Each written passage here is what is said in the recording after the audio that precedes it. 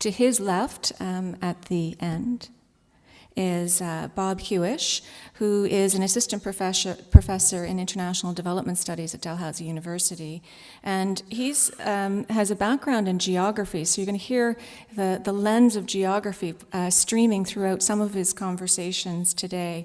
A lot of his work has looked at global health specifically, and also at social activism and how that can lead to larger development outcomes, and how that can address global health inequity, and that what is the role of activism in bringing about improved provision of healthcare in resource-poor settings.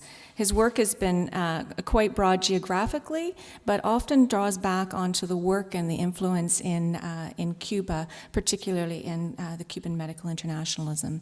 So we're going to hear multiple lenses of Bob's work here today. And Carol is up now, right? Okay. Well, first off, thanks for having me here. This is really a tremendous opportunity for me to speak with you, and I've been here 2 hours, and I feel like I've met half a dozen old friends. So this is really a lot of fun. I really appreciate the conference organizers and the opportunity to be here.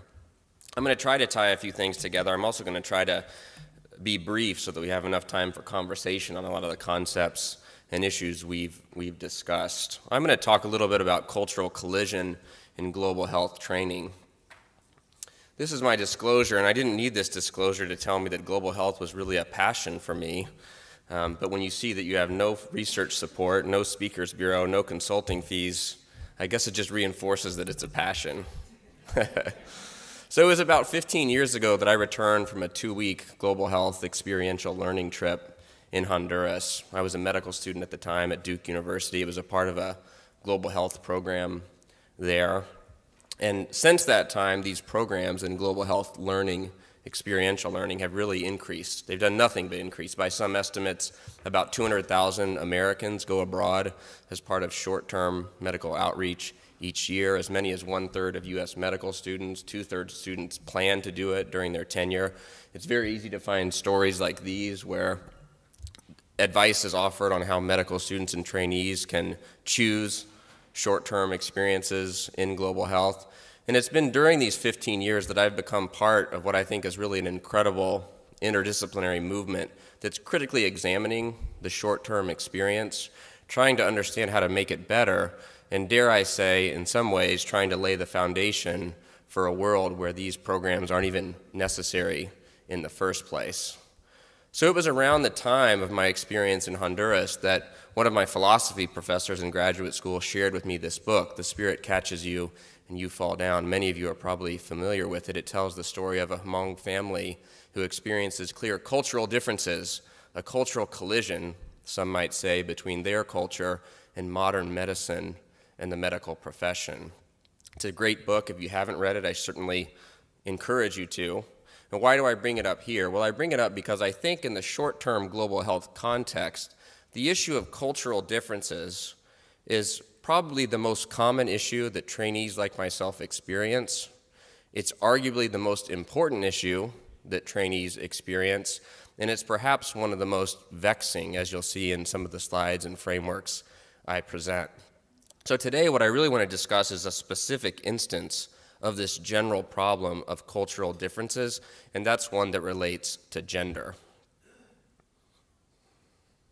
I think it would help to start with a real-world and complex scenario, the type of scenario that forms the basis of the cases that we've developed to teach in a pre-departure setting trainees about ethics and global health. I'll talk about this in a workshop later. These are real scenarios, but just so you're aware, we've changed the details to protect privacy. We've combined some of the cases so that it makes for a better educational experience. But in any case, I want you to know that the details are real, and this is just a screenshot from our online curriculum. So let me read it out. Jane is a trainee working in a foreign hospital in a global health program. She prepared for cultural competency by learning about how to greet and address others, such as handshake customs.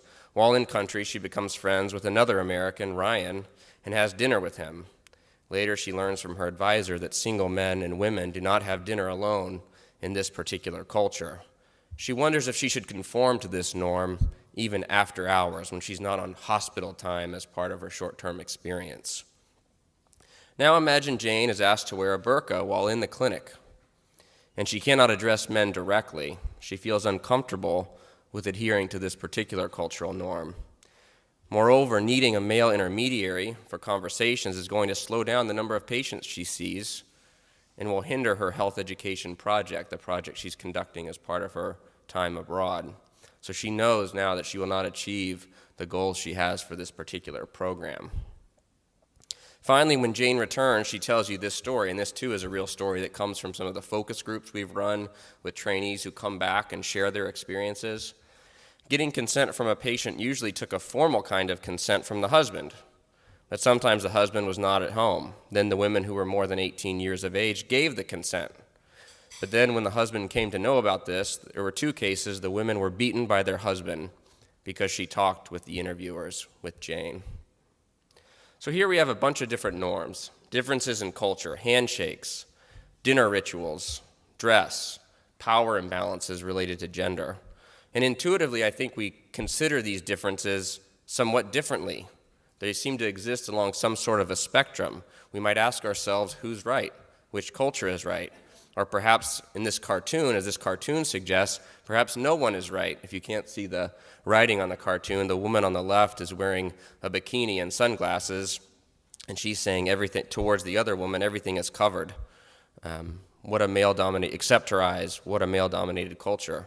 The woman on the right is saying, nothing covered except her eyes. What a male-dominated culture. So how do we make sense of these differences in cultural norms, differences that trainees like Jane or myself might experience in the context of short-term global health training? Well, this is where ethics lenses come in. I like to think of ethics, although there are many disciplines of ethics and many theories and concepts of ethics, I like to think of them as lenses unified under words like ought, should, and so on, that can help us make sense of these situations, both individually, at the level of Jane, it can help Jane make sense of this situation, and also collectively as we think about this work within a broader context. And in fact, if we were to look for ethics guidance, we would see that there are ethics guidelines out there specific to the short-term context, short-term global health training experiences. These are the WAIT guidelines, the working group on ethics guidelines for global health training, and in 2010 they published a set of recommended best practices and ethics guidelines for short-term work. Not surprisingly, culture and cultural differences is one part of the guidelines. So they say that programs should develop, implement, regularly update, and improve formal training for trainees and mentors, both local and foreign, regarding material that includes cultural competence, for example, behavior, local ascending, and dealing effectively with cultural differences. They also recommend dealing appropriately with conflicts, the kind of conflicts that Jane's experiencing in terms of professionalism, culture, scientific, and clinical differences of approach. But what does it mean to deal appropriately with conflicts? What does that mean for Jane with these differences in gender and these differences in culture that maybe are unique in their own way?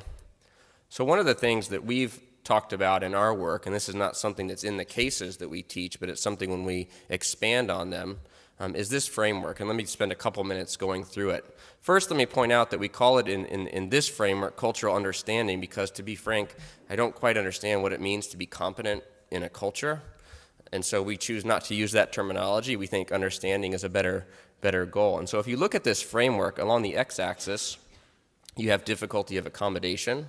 That is, how difficult it is to accommodate a particular difference in cultural norms. On the y-axis, you have moral gravity. That is, how serious the particular norm is. And if we start in the lower left box, you'll see that there's a low difficulty of accommodation and a low moral gravity. An example here might be differences in handshake, clear issues where we probably think you should respect the local culture. On the other end of the spectrum, in the upper right, is where difficulty of accommodation is high. It's very difficult for Jane or others to accommodate a particular difference in norms. And also the norm itself actually has significant, what I would describe as moral gravity. It's a really serious norm. Radical gender differences would fall into this category. And then as you can imagine, on each of the other quadrants in this 2x2, there are norms that are very difficult to accommodate, but yet may not be significant from the standpoint of moral gravity. This might be gender-specific education, if Jane is conducting an education program that has to be targeted to one gender or the other. And then, of course, there's the upper left, which is just the last box left over. Not very difficult to accommodate, but significant in terms of the moral gravity. We might think about certain modes of address or clothes and attire as falling into this category. Pretty easy to change what you wear, pretty easy for Jane to wear the burqa, but it may be pretty significant from the standpoint of the moral gravity. And I won't comment in much detail, but I'll just add that there is another access that comes in and out of the screen, an access out in and out of the screen, which has to do with whether it's on personal time or professional time. If you remember in one of the scenarios, Jane wondered whether, because she was after hours, did she have to abide by the particular cultural norm by not having dinner with Ryan? I have thoughts on that. Perhaps it'll come up in discussion too. But you might ask, well, this is great. It starts to help us think about ethics and differences in culture and differences in gender, but does it just kick the can down the road? Because what really factors in to what I've described as moral gravity? What does that mean? So here again, we can use the ethics lenses, the language, the concepts of ethics to help us think through what moral gravity might mean. So we have specific concepts or principles with specific meanings and examples that might occur in this setting. So principle number 1, humility. This means, in general, acknowledging one's own limitations. And here I think the most important example is asking the question, do I know the meaning of a particular practice? Do I know it? Am I in the position, is Jane in the position to know the meaning of a particular cultural practice? Respect, demonstrating concern for others' dignity. The application might be, in general, should I or Jane defer to local custom when cultures are different and norms are different? Then there's beneficence, acting to benefit others. Will accommodating this particular norm or not accommodating the norm increase the good that is done in the course of this program? Where good is defined, I should say, quite broadly. This isn't short-term impact necessarily, but good in a very broad sense. We could talk about that in discussion too. Autonomy, freedom to choose. Are my or my others' actions freely chosen, whether it's the individual who's visiting or is it the individual who's in the community where the person is visiting? And finally, justice, equity, perhaps tying together some of the concepts of the panel related to gender and ethics and equity. Here, justice, of course, is complex, but it at the very least means fair treatment. And a pertinent example in this case is if we only go for short-term work to places where our norms agree, what about others in need? There will always be places where norms disagree, and what about the suffering in those places? Are they left out because we're too committed to our own cultural and moral norms? So this is a way, I think, to start thinking about moral gravity in the setting of cultural differences, specifically related to gender, but the problem, of course, is bigger than that. So this cultural competency, again, I'll just say as one case, cultural understanding is one case in our introductory curriculum. You can see there are 9 other cases there. We'll talk about this in the workshop later today, but cultural understanding is one of them. I still think, and I hope for the discussion, there are many unanswered questions that come up in this context.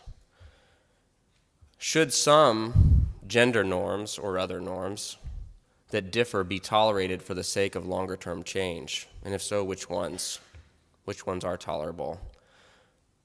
When, if ever, this is a big question that programs often face when we talk with short-term programs, when, if ever, do gender norms differ enough to end or not even start a collaboration? And are there principles, such as human rights principles, I'm glad that Carol brought that up, that transcend these cultural differences?